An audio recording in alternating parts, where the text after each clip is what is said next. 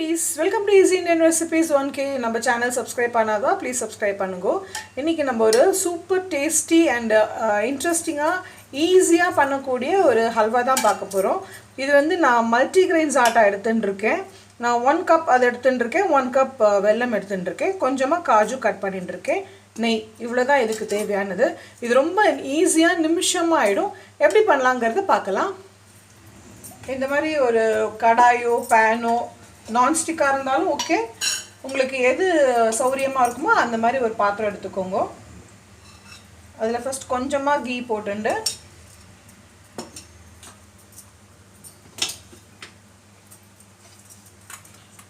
Key சுட்ட உடனே நம்ம இந்த காஜுவை ஃப்ரை பண்ணி எடுத்துக்கலாம்.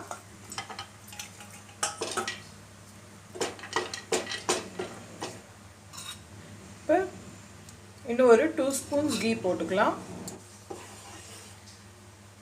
இந்த ஆட்டாவை ஃப்ரை பண்ணி எடுத்துடலாம். இது நல்ல வாசனை வர மாதிரி நல்லா ஃப்ரை பண்ணி எடுத்துக்கணும். சிம் டு மீடியம்ல வச்சுக்கோங்க.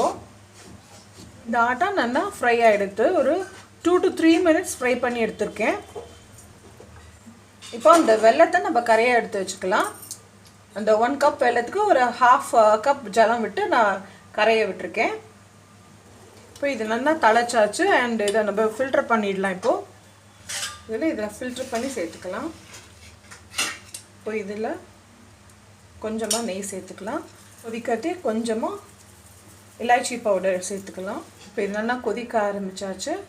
இதுல நம்ம இந்த ஃப்ரை பண்ணி வச்சு இந்த ஆட்டாவை சேர்த்துடலாம். இந்த ஆட்டா போட்ட பின்ன ஜஸ்ட் சிம்ல வச்சுட்டு இத நல்லா ஈவன் மிக்ஸ் பண்ணிடலாம்.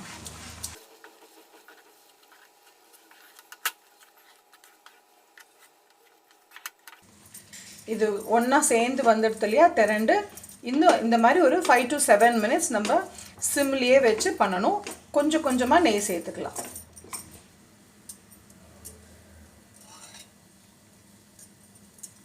கொஞ்சம் கொஞ்சமா இந்த டெக்ஸ்சர் மாறிட்டே வருது. நம்ம ஏதாவது ஒரு பிளேட்டோ இல்ல ஒரு ட்ரேவோ இருந்ததுன்னா நம்ம அதுல கீ போட்டு நம்ம அத கிரீஸ் பண்ணி எடுத்து வச்சிடலாம். இதுல மொத்தமா நெய் சேர்க்க வேண்டாம். கொஞ்சம் கொஞ்சமா தான் நம்ம சேர்த்துக்கணும். இது நான் வந்து மல்டிகிரெயின்ஸ் ஆட்டால பண்ணிருக்கேன். உங்களுக்கு வேணும்னா plain wheat ஆட்டால கூட பண்ணிக்கலாம். நம்மளோட multigrains atta halwa ready. Stove ஸ்விட்ச் ஆஃப் பண்ணிடலாம்.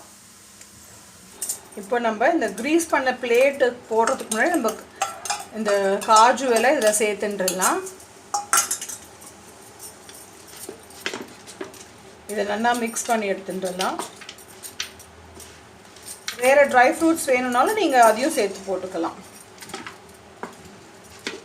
இப்போ இந்த grease பண்ணின பிளேட்ல போட்டுறலாம். இப்போ இந்த கப்ல நம்ம என்ன பண்ணிக்க போறோம்னா பாட்டம்ல இந்த மாதிரி கீ போட்டு நம்ம grease பண்ணிட்டோம்னா இத நம்ம ஸ்ப்ரெட் பண்றதுக்கு சௌரியமா இருக்கும். இந்த மாதிரி நம்ம ஸ்ப்ரெட் பண்ணி வெச்சிண்டாச்சுனா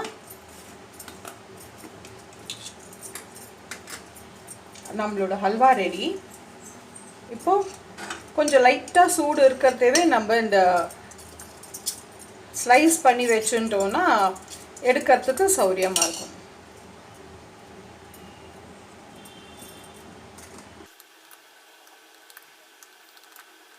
இது வந்து நமக்கு வேண்டிய சைஸ் ஷேப் அது நம்மளோட சௌரியம் தான். இப்படி ஸ்லைஸ் போட்டு வெச்சாச்சுன்னா அதுக்கு அப்புறம் கொஞ்சம் ஆறின பின்ன நம்ம இத எடுத்துக்கலாம். நம்ம எவ்வளவு இன்ஸ்டன்ட்டா இந்த மல்டிகிரெயின்ஸ் ஆட்டாவோட ஹல்வா பண்ணிட்டோம் பார்த்தீங்களா. இது வந்து எங்களுக்கு வந்து கொஞ்சம் ஸ்வீட்னஸ் ஜாஸ்தி பிடிக்கும்ன்றதுனால நான் 1:1 சேர்த்துட்டேன். ஸ்வீட்னஸ் அவ்வளவு வேண்டாம்னு நினைக்கிறோம் கொஞ்சம் கம்மியா போட்டுக்கோங்க. பட் இது ரொம்பவும் கம்மியா இருந்தா அந்த பிளாண்டா இருந்ததுன்னா அது வந்து ஹல்வாவோட டேஸ்ட் நமக்கு கொடுக்காது. இந்த மாதிரி easy and interesting recipes நம்ம சேனல்ல நிறைய இருக்கு. Stay tuned for more recipes. Thank you for watching. Bye bye.